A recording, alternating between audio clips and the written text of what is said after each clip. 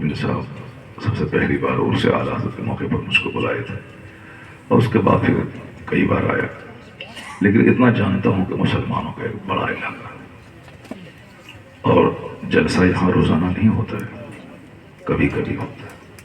تو اب دیکھیے کہ ہمارے گاؤں میں چھوٹی سی محفل میلاد ہوتی ہے، شادی کے موقع پر، تیجا چالیسواں کے موقع پر، اتنے لوگ میرے گاؤں میں رہتے ہیں جتنے لوگ آج یہاں موجود ہیں۔ شہر کا ایک بہت بڑا ادارہ جامع العلوم، دستار بندی کا جلسہ، 10 بچے کی فراغت، اگر ہر بچے کے 100 رشتہ دار آ جاتے تو 1000 لوگ جمع ہو جاتے۔ تو حالات بدل گئے، اس لیے زیادہ ٹینشن لینے کی ضرورت نہیں ہے۔ جو لوگ نہیں آئے نہیں آئے، جو آ گئے وہ اللہ کا شکر ادا کریں کہ بگڑے ہوئے ماحول میں کم سے کم جلسہ سننے کی توفیق تو آپ کو مل گئی۔ نہ آنے والے کا کوئی شکوہ نہیں، آنا تھا، جلسہ مسلمانوں کا ہو رہا تھا، اس فتنہ و فساد اور مصیبت کی گھڑی میں جلسہ ہو رہا، جہاں ساری دنیا ہمیں مٹانے کا پلان بنا رہی ہے۔ ہمیں اس سنکٹ کی گھڑی میں اسلام بچانے کے لیے کیا کرنا چاہیے؟ تو نہیں ہوا تو چلیے، جو نہیں آیا نہیں آیا، جو آ گئے سمجھ لیں کہ وہ اپنی تقدیر پہ ناز کرے کہ اللہ نے آپ کو غافلین کی جماعت میں نہیں، ذاکرین کی صف میں شامل کر دیا۔ جلسے میں اکثر ہوتا ہے کہ جو عالم نہیں آتے ہیں انہی کا چرچا زیادہ ہوتا ہے، فلاں نہیں آئے، فلاں نہیں آئے، فلاں نہیں آئے، لیکن جو آ گئے ان کا استقبال نہیں ہوتا، ان کا چرچا نہیں ہوتا۔ تو ہمارا خیال اس سے الگ ہے کہ جو نہیں آئے نہیں آئے، جو آ گئے ان کو زیادہ عزت دینی چاہیے، ان کا شکریہ ادا کرنا چاہیے۔ علاقے کے میں 100 مسجدیں ہیں، اگر 100 ائمہ کرام آ جاتے تو اسٹیج میں تل رکھنے کی جگہ نہیں ملتی، لیکن جو نہیں آئے نہیں آئے، جو آ گئے ان کا استقبال ہے، دل کی گہرائی سے ان کا سواگت ہے۔ ان سبوں کی آمد پر جلسہ کرانے والے کو خوشیاں ہونی چاہیے۔ اللہ تبارک و تعالیٰ اس جلسے کو قبول فرمائے، اور اس ذکر کی مجلس میں ہمیشہ مرتے دم تک شریک ہونے کی توفیق عطا فرمائے۔ میں اکثر و بیشتر کہتا ہوں کہ اس جلسے کو نارملی نہیں لیا جائے، ایک چلتا پھرتا مدرسہ ہے، ایک جس کو آپ موبائل ہاسپٹل کہتے ہیں، موبائل ریسٹورنٹ کہتے ہیں، اسی طرح یہ جلسہ ایک موبائل مدرسہ ہے، چلتا پھرتا مدرسہ ہے۔ مدرسے میں جو بچے 360 دن میں پڑھتے ہیں، 5 سال میں پڑھتے ہیں، 5 سال کی ساری باتوں کو 1 گھنٹے میں یہاں سکھا دیا جاتا ہے۔ اور دین سیکھنا کتنا بڑا کام ہے آپ سمجھ سکتے ہیں۔ ہم لوگ اپنے پیر صاحب کو بڑا کہتے ہیں کہ ہمارے پیر صاحب کو چاہے قرآن یاد ہو نہ ہو، چاہے ان کو عربی گرامر پڑھانا آتا ہو یا نہ آتا ہو، قاعدے سے سورہ فاتحہ آتی ہو یا نہ آتی ہو، مگر وہ پیر صاحب ہمارے بڑے ہیں۔ یہ ہمارے گاؤں کے زمیندار ہیں، یہ بڑے ہیں۔ یہ صاحب ہماری مسجد کے امام صاحب ہیں، یہ بڑے ہیں، چاہے ان کو مسائل آتا ہو یا نہ آتا ہو۔ تو ہم لوگ جس کو چاہیں بڑا بنا دیتے ہیں، لیکن حضور سب سے بڑے ہیں، وہ جس کو بڑا کہہ دیں وہی بڑا ہے۔ آقا علیہ السلام کتنے بڑے ہیں کہ ہمارا بچہ بچہ جانتا ہے اعلیٰ حضرت کی زبانی، سب سے اعلیٰ و اولیٰ ہمارا نبی، سب سے اعلیٰ و اولیٰ ہمارا نبی، سارے اونچوں میں اونچا سمجھیے جسے، ہے اس اونچے سے اونچا ہمارا نبی، سارے اچھوں میں اچھا سمجھیے جسے، ہے اس اچھے سے اچھا ہمارا نبی۔ جلسہ جنتی محفل ہے، جنتی محفل میں موبائل مت چلائیے۔ یہاں یہی ایک محفل تو بچی ہے جو پاکیزہ محفل ہے، جہاں نہ غیبت ہوتی ہے، نہ شکایت ہوتی ہے، نہ گانا گایا جاتا ہے، نہ جھوٹ بولا جاتا ہے، نہ بدنگاہی کی جاتی ہے۔ جب تک 2-4 گھنٹے یہاں بیٹھے ہیں تب تک آنکھ بھی نیکی کر رہی ہے، علماء کرام کی زیارت ہو رہی ہے، کان اللہ کا ذکر سن رہے ہیں، زبان اللہ کی تسبیح پڑھ رہی ہے، اور چاروں طرف سے فرشتے اس محفل کو گھیرے ہوئے ہیں۔ آسمان سے رحمتوں کی بارش ہو رہی ہے. جھوٹوں لچو لفنگوں ڈکیتوں کی صحبت میں تو دن رات رہتے ہیں. فرشتوں اور علماء کی جھرمٹ میں اسی جلسے میں رہنے کو موقع ملتا ہے. تو اب عالموں کے پاس بیٹھ کر فرشتوں کی جھرمٹ میں بیٹھ کر کھیل اور تماشے سے کام لیں. موبائل میں سیلفی لیا ڈیلیٹ کر دیا, سیلفی لیا ڈیلیٹ کر دیا. یہ ایک لوگوں نے ہابی, ایک شوق بنا لیا ہے, جبکہ یہ گناہ بے لذت ہے. یہ کوئی لذت ہی نہیں اس میں. سیلفی لیا ڈیلیٹ کیا, اب اس سے کوئی پیسہ مل جائے یا صاحب بہت بڑا زندگی کا مزہ مل جائے, چلو ٹھیک ہے, مگر اس میں تو بالکل گناہ بے لذت ہے. گناہ بھی ہو گیا, لذت بھی نہیں ہے اس میں, مگر اس کی سب لوگ پاگل ہیں. چلو کافروں کو پاگل ہونے دیں, مشرکوں کو پاگل ہونے دیں, یہود و نصارہ کو پاگل ہونے دیں, چونکہ ان کو جنت جانا نہیں ہے. ان کو اسی دنیا میں موج مستی کر لینا ہے, یہیں کھا پی کر کے, اور اسی دنیا میں مر کے یہیں سے آگ شروع ہے اس کے لیے. اور ہم کو تو چونکہ جنت جانا ہے, اللہ کو منہ دکھانا ہے, قیامت کے دن حساب کتاب دینا ہے, قبر میں منکر نکیر کے سوال کا جواب دینا ہے. پل صراط جو بال سے زیادہ باریک, تلوار سے زیادہ تیز, 500 برس کی راہ ہے, اس راہ پہ چلنا ہے, اور وہ راستہ جہنم کے اوپر میں, اس کے آگے جا کے جنت ہے. یہ ساری باتیں مشرکین کو نہیں معلوم ہے, چونکہ ان کا کام ہے کھاؤ پیو مر جاؤ سڑ گل جاؤ. مگر چونکہ ہمارا عقیدہ ہے کہ دنیا میں چاہے ہم ڈی ایم بن جائیں یا پردھان منتری بن جائیں یا پورے برنپور بردوان کا ہم اکیلے مالک ہو جائیں, ہمارا سونے چاندی کا مکان ہو جائے, مگر انجام آخر موت ہے. سفید رنگ کا سوتی کا کپڑا پہن کے 2 گز زمین کے نیچے چلے جانا. ہمارا عقیدہ یہی ہے. دنیا کا 100 سال 1 منٹ ہے اللہ کے نزدیک, اب مرنے کے بعد جہاں جانا ہے وہاں کا 1 دن 50,000 سال کے برابر. تو ہمارا عقیدہ ہی ہے. تو ہماری سوچ, ہمارا کام, ہماری ایکٹیویٹیز, ہماری یوجنائیں, ہماری پلاننگز ان مشرکوں سے تو الگ تھلگ ہونا چاہیے, جن کو کھا پی کے مر جانا ہے, سڑ جانا ہے. وہ تو شراب پیے گا, کبھی گائے کا پیشاب پیے گا, کبھی اونٹ کا پیشاب پیے گا, کبھی وہ صاحب گوبر کو بدن میں ملے گا, کبھی شراب پیے گا, کبھی گڑ پیے گا, کبھی گوبر پیے گا. کیونکہ اس کا کوئی رول ریگولیشن نہیں ہے اس کے پاس, نہ کھانے کا ریگولیشن ہے, نہ سونے کا ریگولیشن ہے. جب چاہا سو گیا, جب چاہا کھا لیا, جیسے چاہا جی لیا. یہ تو ہم مسلمانوں کو سمجھنا ہے, ہمیں سمجھنا ہے کہ ہمیں کیسے کھانا ہے, کیا کھانا ہے, کیسے سونا ہے, کب سونا ہے, کیا کھانا ہے, کیا نہیں کھانا ہے, کیا لیگل ہے, کیا انلیگل ہے, کیا بینیفیشل ہے, کیا ہارمفل ہے, کیا مفید ہے, کیا مضر ہے, کیا کریں کیا نہیں کریں. یہ تو ہمیں سوچنا ہے, چونکہ اللہ نے اپنے محبوب کو ہمارے لیے ماڈل بنا کے بھیجا ہے. واہ سبحان اللہ. تمہیں بے لگام نہیں جینا ہے, میرے محبوب کو دیکھنا ہے, ان کی غلامی کرنی ہے. ایک لائن دی ہوئی ہے, اس لائن پہ چلنا ہے. کھانے کا طریقہ, کپڑا پہننے کا طریقہ, باتھ روم جانے کا طریقہ, وہاں سے پاؤں نکالنے کا طریقہ, سونے کا طریقہ, جاگنے کے بعد پڑھنے کی دعا, یہ ساری چیزیں اسلام نے کھول کھول کر کلیئرلی بتا دی. From the cradle to the grave, ماں کی گود سے لے کے قبر کی گود تک. تو اب مسلمان اگر اصول سے ہٹ کے جیے تو بہت افسوس کی بات ہے, چونکہ جن کے پاس ریگولیشن نہیں ہے وہ تو چاہے رات کے 2 بجے سو جائے, دن کے 10 بجے اٹھ جائے, اس کا کیا مطلب ہے؟ وہ چاہے پیشاب پی لے کے دودھ پی لے, اس کا کیا مطلب ہے؟ یہ تو ہم کو سوچنا ہے کہ کیا حرام ہے, کیا حلال ہے, کیا جائز ہے, کیا ناجائز ہے. اگر اس ٹریک پر آپ چلے جو راستہ حضور نے دکھلایا ہے, تو آپ وہیں جائیں گے مرنے کے بعد جہاں حضور جلوہ گر ہوں گے. سبحان اللہ, سبحان اللہ.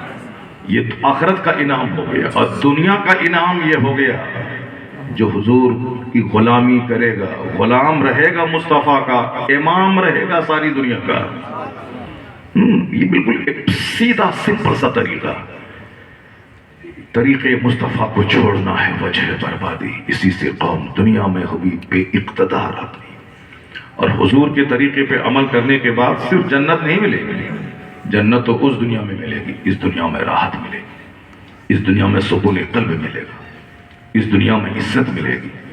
تو حضور سب سے بڑے، اب حضور نے جس کو بڑا کہہ دیا وہ بڑا ہے۔ ہماری سوچ خطا کر سکتی ہے، ہماری باتوں میں غلو ہو سکتا ہے، ایکزیجریشن جس کو کہتے ہیں، مبالغہ آرائی۔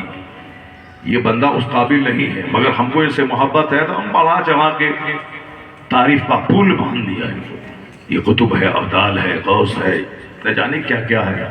جیسے بمبئی میں ہوتا ہے، سڑک کے کنارے کوئی مجنون سویا ہوا، کپڑے ہی میں پیشاب پخانہ کر رہا ہے، پر 5 دلال آگے پیچھے رہتا ہے، بولتا ہے یہ اس بمبئی کا قطب ہے، یہ نماز یہاں نہیں پڑھتا ہے، خانہ کعبہ نماز پڑھتا ہے۔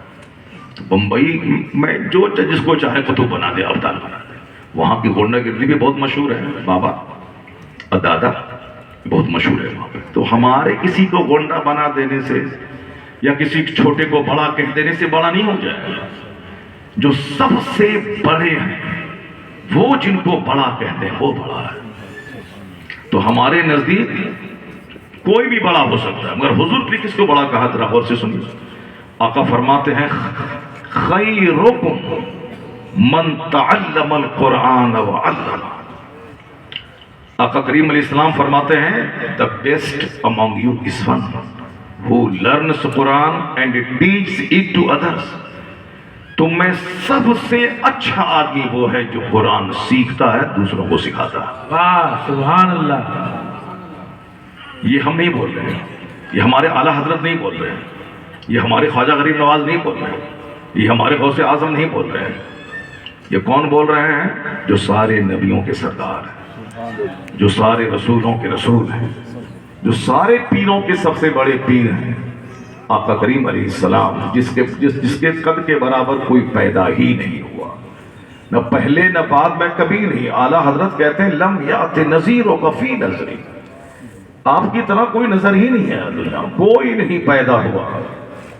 اب جب اتنے بڑے رسول جن کا حسن لاجواب، جن کی بات لاجواب، جن کا خاندان لاجواب، جن کے ماں باپ لاجواب، جن کے پیدائش کا شہر لاجواب، جن کی آرام گاہ لاجواب، سب میچلیس انکمپیریبل۔ یہ رام گیری کیا جانے مصطفیٰ کون ہے، یہ صاحب نرسنگانند کیا جانے مصطفیٰ کون ہے، یہ گھنٹی بجا کے 2 ٹکا کما کے پیٹ پالنے والا، یہ کیا جانے مصطفیٰ کون ہے۔ ان کا تو کام ہی ہے، چونکہ وہ نہ ڈی ایم ہے، نہ ایس پی ہے، نہ سائنٹسٹ ہے، نہ پروفیسر ہے، نہ لائر ہے، نہ بیرسٹر ہے، کچھ نہیں ہے۔ اب جو کچھ نہیں ہے تو پیسہ کمانے کے لیے اندھ بھکتوں کے بیچ میں ہیرو بننے کے لیے کیا کرنا پڑے گا؟ ایک راستہ، اسلام کے پیغمبر کے خلاف بولو، اندھ بھکتوں کے بیچ کا ہیرو بن جاؤ، اب بس کوئی کار دے رہا ہے، کوئی سکے پہ تول رہا ہے، اس سے اچھا سودا اور کیا ہو سکتا ہے۔ آج سے 50 سال پہلے ایک آدمی پٹنہ میں، بہار کی راجدھانی میں، جی بھر کے مسلمانوں کو گالی دیا، پاکستان بھگا دیں گے، اس کو اوقات یاد دلا دیں گے، اس کا کوئی کیا لگتا ہے یہاں۔ ان کے لوگوں نے ان کو سکے پہ تول دیا، بہت پڑھا لکھا آدمی تھا وہ، لیکن جب گالی دیا تو لوگوں نے سکے پہ تول دیا۔ تو اب اس نے اپنا یو ٹرن لیا وہاں سے، بولا اب نہیں، اب فلسفی نہیں بولنا پڑے گا، ورنہ کوئی 1 پیسہ نہیں دے گا۔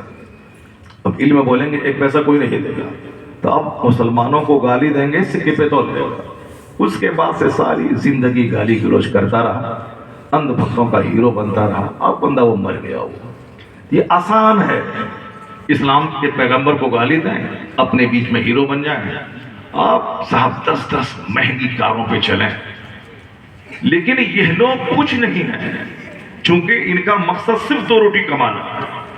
مگر یورپ کا وہ دانشور جو جہاز دے رہا ہے دنیا کو، جو مائکروفون دنیا کو دے رہا ہے، جو صاحب سائیکل، 2 ویلر، 3 ویلر، 100 ویلر کی ٹرین کا فارمولا دے رہا ہے۔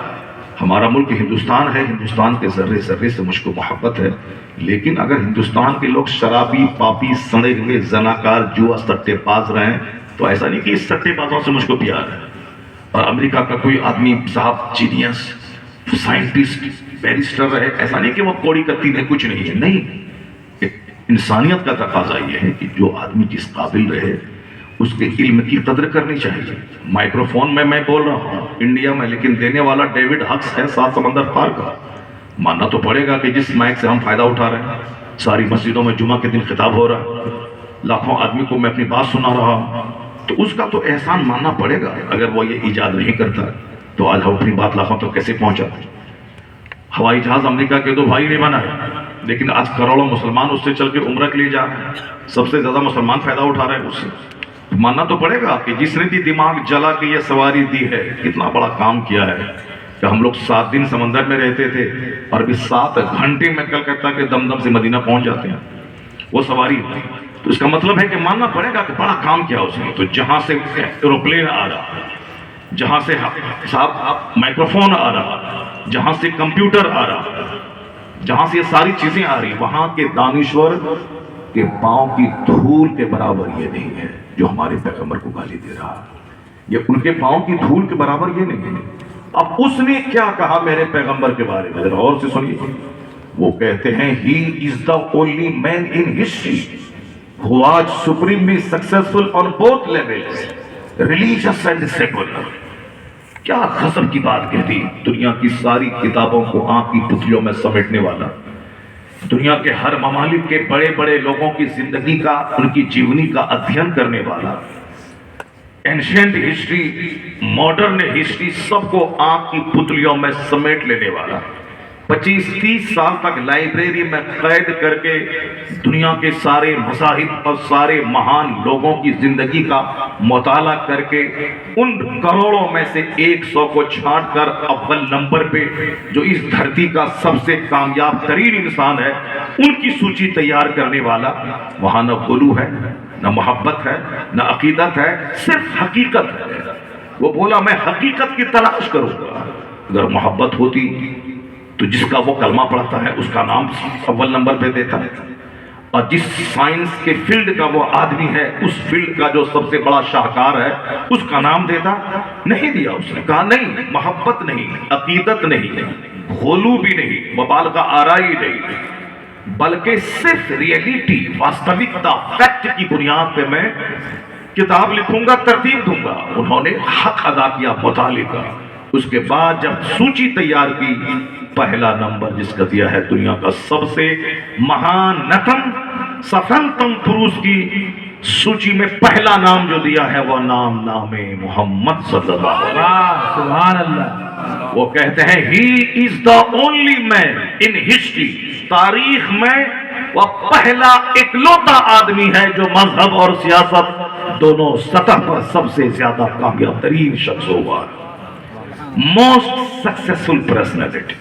میں نے یہ باتیں اس لیے کہہ دی کیونکہ آج مسلمان اندر سے مایوس ہیں، مسلمانوں کو لگتا ہے کہ ایک لچا لفنگا گاہے بگاہے اٹھتا ہے اور ہمارے پیغمبر کو گالی دیتا ہے۔ تو ہر پاگل کی بات کا جواب نہیں دیا جاتا ہے۔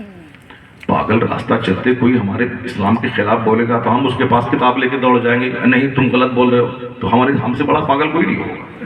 پاگل کی بات کا جواب نہیں دیا جاتا ہے، پاگل کا جواب ہے خاموشی۔ اور اگر اس کا ادیب کچھ بول رہا ہے تو میرا ادیب جواب دے گا، ان کا شاعر کچھ بول رہا ہے تو میرا شاعر جواب دے گا۔ ایسا نہیں کہ ہر آدمی اپنے ہاتھ اس میٹر کو لے کے چلا گیا تھانے میں اور پتھر بازی کرنا شروع کیا، تو گالی بکنے والا تو وہ باہر رہے گا، یہ پتھر مارنے والا جیل میں سڑنے لگے گا۔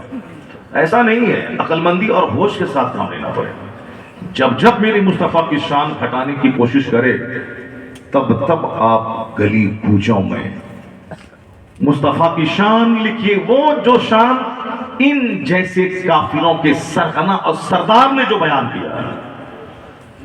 اگر اس نے مصطفیٰ کی شان میں گستاخی کی تو وہ کہیے کسی ہندوستان کا ایک برہمن جو بہت بڑا پڑھا لکھا آدمی ہے، اس نے پیغمبر اعظم کی تعریف میں کیا لکھ دیا، ایک کتاب لکھ دی، محمد دا پروفیٹ آف اسلام۔ اس نے اس کتاب میں لکھا all these magnificent roles in these departments of human activities he is like a hero۔ آپ اس کو دیوار میں لکھ دیجیے، آپ اس کو ہائی لائٹ کیجیے۔ تمہاری اوقات تو کچھ نہیں ہے، لیکن یہ جو کروڑوں کو پڑھایا لکھایا ہے اور تم جیسے کروڑوں کو پڑھا سکتا ہے، اس نے میرے پیغمبر کے بارے میں ریمارک یہ کیا ہے کہ انسانی جیون کے ہر چھیتر میں جو یوگدان اسلام کے پیغمبر نے دیا ہے اس کو دیکھ کر کہا جا سکتا ہے اس پرتھوی کا لاجواب انسان کوئی ہے تو محمد عربی کی ذات گرامی۔ سبحان اللہ۔ یہ اگر کوئی حضور کو گالی دے تو آپ 1 کروڑ بار مصطفیٰ پہ درود بھیجنا شروع کر دیجیے۔ اگر کوئی ہمارے پیغمبر کی شادی کے خلاف بولتا ہے تو آپ پیغمبر کی شادی کے فوائد بتانا شروع کر دیجیے. آنا کہ پتھر لیا اس کے گھر پہ مارا اور خود جا کے سڑ گیا, گل گیا, مر گیا. نہیں, ہر چیز کا ایک جواب ہوتا ہے, حکمت ہوتی ہے. ہمارے یہاں چونکہ حکمت کم ہے, جذبات زیادہ ہے. مائک کی آواز تو 1 کلومیٹر جا ہی رہی ہے, پھر بلا وجہ چیخنے کی کیا ضرورت ہے؟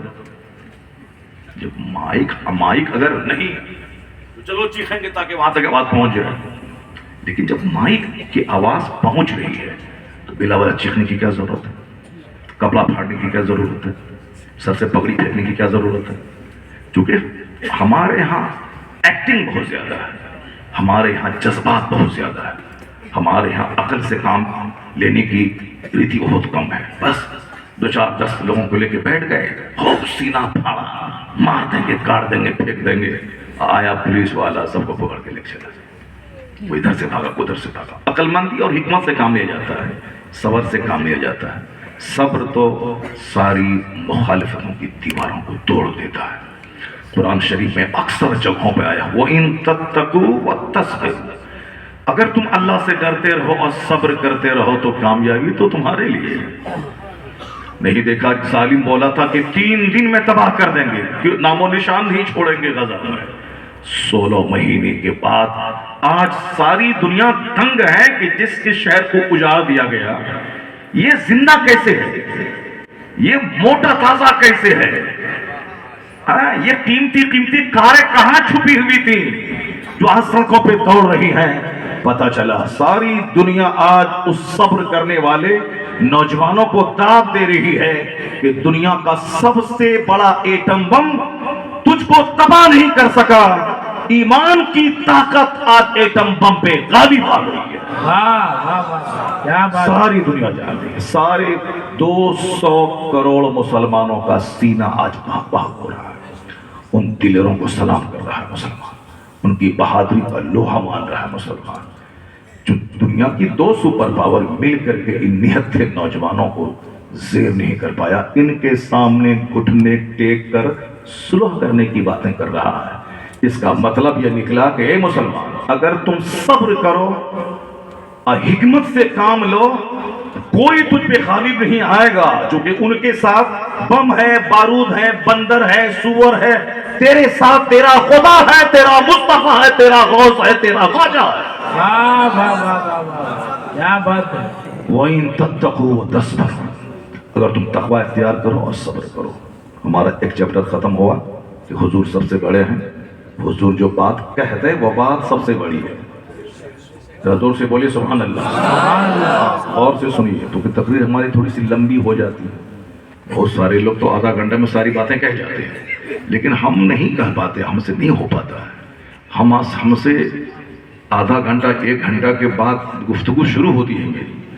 ہاں, اس لیے سے تھوڑا صبر کرنا پڑتا ہے میری گفتگو. آپ صبر کریں گے, آپ میری بات سنیں گے, صبر کریں گے تو قرآن کے عجائبات آپ کے سامنے میں رکھوں گا, ونڈرز آپ کے سامنے. ایک مطالعہ, ایک چیپٹر قرآن کا جس سے ہمیں روحانی خوراک ملتی ہے, جس سے ہمیں روحانی توانائی ملتی ہے. ہم لوگ تو ماں باپ کے مرنے کے بعد بچے کو بولا قرآن پڑھوا لیتے ہیں, لیکن قرآن اس لیے نازل نہیں ہوا کہ صرف ماں باپ کے مرنے کے بعد پڑھوا لیں. The Quran has been revealed to read it, to understand it, to consider in it, to act upon it. قرآن نازل اسی لیے ہوا ہے تاکہ اس کو پڑھا جائے, اس کی آیتوں میں غور کیا جائے. اللہ نے کیا فرمایا, تبارک وَأَنزَلْنَا إِلَيْكَ كِتَابٌ مُبَارَكٌ, ہم نے آپ پر وہ کتاب نازل فرمائی جو برکت والی ہے. کیوں نازل کی؟ لِيَدَّبَّرُوا آیَاتِهِ, تاکہ اس کی آیتوں میں دماغ لگائیں, اس کی آیتوں میں غور و فکر کریں. وَلِيَتَذَكَّرَ أُولُو الْأَلْبَابِ, دماغ لگانے کے بعد نصیحت وہاں سے حاصل کریں عقل مند لوگ, وہاں سے حکمت کے موتی حاصل کریں. نعت خوانی زیادہ لوگ اسی لیے پسند کرتے ہیں چونکہ وہاں دماغ لڑانے کی بات نہیں ہوتی, وہاں سے مزہ لینے کی بات ہوتی. قوالی اسی لیے پسند کی جاتی کیونکہ وہاں ڈم ڈم رہتا ہے, وہاں ہارمونیم طبلہ باجا رہتا ہے. بے وقوفوں کی جماعت ڈم ڈم سنتی ہے, اور بے وقوفوں کی جماعت ہارمونیم اور طبلہ باجا کے پیچھے پاگل ہے. ڈانس سریما ہال میں 200 روپے کا ٹکٹ لے کے 3 گھنٹہ بیٹھ کے آنکھ کو گناہوں سے سیکتے رہنا, اس سے بڑا گدھا کوئی ہوگا دنیا میں؟ अपना पैसा दे के 3 घंटा बैठ के आंख को ज़िना का सामान करवाते रहे, उससे बड़ा अहमद कोई होगा। कुफारो मुशरिकीन का चूंकि कोई मकसद हयात ही नहीं, उसका एम ऑफ लाइफ नहीं है, इंजॉय करना उसका मकसद है। इसीलिए वो समंदर के किनारे जाते हैं, नंगे होकर डुबकी लगाया और समंदर के बालू पर जाके लेट गया, इंजॉय हो रहा है, जिंदगी का मजा ले रहे हैं। बेवकूफ ऐसे ही इंजॉय लेता है। अक्लमंद लोग एक एक मिनट को कीमती समझता है। अक्लमंद लोग दुनिया के नजारों से नसीहत हासिल करता है। वो समंदर के किनारे नंगा होकर डुबकी लगा के सो करके हाहू करके इंजॉय नहीं करता है, बल्कि समंदर के किनारे मुसल्ला बिछा के नमाज पढ़ के कहता है, मालिक कितनी बड़ी कुदरत है तेरी कि समंदर के किनारे बंबई जैसा महान शहर तूने आबाद कर दिया। वाह, सुभान अल्लाह। और अगर वो समुद्र का पानी 10 फीट बुलंद हो जाए तो सारा शहर उसकी आगोश में डूब जाएगा। बेवकूफ उसी समंदर के किनारे बदकारी कर रहा है, ज़िना करता है। हिल स्टेशन जहां नीचे गर्मी में बदन जल रहा है, हिल स्टेशन पे बर्फ गिर रही है। हमारे घर के बगल में है, उधर कौन पहाड़ बोलता है उसको, मासावर सिलीगुड़ी के बगल में जो पहाड़, दार्जिलिंग का पहाड़। अगर जे हम आज तक नहीं गए हैं, अभी 10 दिन पहले इस प्रोग्राम में गए थे तो उसी इलाके से गुजर रहे थे, मगर दार्जिलिंग पहाड़ पे नहीं चढ़े। फुर्सत ही कहाँ है जलसा जुलूस के दार्जिलिंग पहाड़ घूमने के लिए जाएं। वाइफ बोलती है कि हम खुशी से आपके पास आ गए और बगल में दार्जिलिंग, हमारे यहाँ से लोग घूमने आते हैं और आप बगल में हमको लेकर नहीं जाते हैं। मत जाओ वहाँ पे, दार्जिलिंग पहाड़ मत देखो, बस मदरसा देखो, घर देखो, उसके बाद मर जाओ, जन्नत में जाके देखना वहाँ। क्या यहाँ पहाड़ देखना। तो मैं कह रहा हूँ कि बेवकूफ पहाड़ पे जाके, जबकि वहाँ मई जून में नीचे बदन जल रहा है, बाजू में पहाड़ है, वहाँ बर्फ गिर रही है, तो अक्लमंदी का तकाजा ये था कि वहाँ पे मुसल्ला बिछा के नमाज पढ़ के कहता, मालिक नीचे बदन जल रहा है, यहाँ बर्फ गिर रही है, किस कदर तेरी नेमतें हैं इस पहाड़ पर, यहाँ तो सजदा करने को जी चाहता है। तो जहाँ सजदा करना चाहिए वहाँ पे बेवकूफ ज़िना कर रहा है। काठमांडू पहाड़ पर है, ज़िनाकारी का अड्डा है। ऊटी तमिलनाडु में खूबसूरत शहर है, ऊटी पहाड़ पे आबाद है, ज़िनाकारी। समुद्र के किनारे गोवा, बंबई में ज़िनाकारी। गार्डन जिसको देखने के बाद दिल खिल जाता है। शालीमार बाग, निशाद बाग, ये 2 बाग हैं कहाँ, कश्मीर में, श्रीनगर में। बीच में इतना बड़ा, इतनी बड़ी झील पूरी दुनिया में कहीं नहीं, झीलों का शहर श्रीनगर में झील। अब वो झील में जहाँ चारों तरफ शहर है, बीच में झील है, तो वहाँ वजू करके किनारे नमाज पढ़ना चाहिए। या अल्लाह, चारों तरफ शहर और बीच में झील नहीं। अब वहाँ बोट में झील के अंदर बंदा ज़िना कर रहा है। तो दुनिया में कोरोना नहीं आएगा तो क्या आएगा, सारा घर जेल नहीं बनेगा तो क्या बनेगा। अल्लाह की खूबसूरत दुनिया हमें पैगाम देती है कि जब भी बाग में दाखिल हो जाओ, जब जाओ गुलमर्ग, जब जाओ निशात बाग, बेवकूफ तो हंसता है, इंजॉय करता है, औरत के पीठ पे हाथ दे करके ऐसे ऐसे करता है। लेकिन अक्लमंद क्या करता है, अक्लमंद वहां मुसल्ला बिछा के नमाज पढ़ के कहता है, माबूद जब ये दुनिया का बाग इतना हसीन है तो जन्नत का बाग कितना हसीन होगा। वाह वाह वाह, क्या बात है। ये जो तमाशा ज़िनाकारी का, जींस टी शर्ट फटा हुआ पहनने का, अचूमा चाटी का जो हो रहा है, ये सब बेवकूफों की कहानी, सब गधों की कहानी है। अक्लमंद सोचता है, अक्लमंद गौर व फिक्र करता है। अक्लमंद को फुर्सत कहाँ है 24 घंटे गुटखा चबाने की। मैंने एक मुफ्ती साहब से पूछा था बनारस में, साहब आप पान क्यों नहीं खाते हैं? कहा, शहरियार जितनी देर पान चबाऊंगा उतनी देर में 10 बार दुरूद पढ़ूंगा। वाह वाह वाह, सुभान अल्लाह। बस पैसा कमाना, गाड़ी खरीदना, मकान बनाना, बीवी को लेके बाजार में घूमते रहना और दूसरे मर्दों को दिखाते रहना, और दूसरे मर्द घर में आ जाए तो बस मौलाना साहब के पास ताबीज़ लेने के लिए आ जाना। एक मौलाना साहब कह रहा था लखनऊ में कि एक मौलवी साहब की ताबीज़ बहुत मशहूर थी, दूसरों को प्यार में फंसा नहीं। उसकी अपनी बीवी को दूसरा पड़ोसी लेके भाग गया। अब पता चला कि वो प्यार का काम उसी मौलवी से करवाया था। वो क्या तमाशा खड़ा कर दिया। अक्लमंद वो है जो गौर व फिक्र से काम लेता है, अक्लमंद वो है जो गौर व फिक्र से काम लेता है। अल्लाह ने इतनी बड़ी विशाल बरहमा दुनिया को पैदा किया ताकि मैं दरख्त को देखूं, मैं पहाड़ को देखूं, मैं नदी नाले को देखूं, मैं उगने वाली फसलों को देखूं, मैं डेजर्ट को देखूं, मैं माउंटेन को देखूं, मैं ओशियन को देखूं, میں کسی شرابی کی ذلت کو دیکھوں، میں کسی بادشاہ کے بیٹے کے بھیک مانگنے کو دیکھوں، اور کسی بھیک مانگنے والے چائے بیچنے والے کا سنہاسن پر بیٹھ کے راج کرنے کو دیکھوں، وہاں سے نصیحت کے موتی حاصل کروں۔ اس لیے قرآن نازل ہوا ہے تاکہ آیتوں کو پڑھو، غور کرو، نصیحت وہاں سے حاصل کرو، اور ایک اچھا انسان بن کے دنیا میں جیو، مرنے کے بعد خدا کی جنت میں چلے جاؤ۔ واہ واہ واہ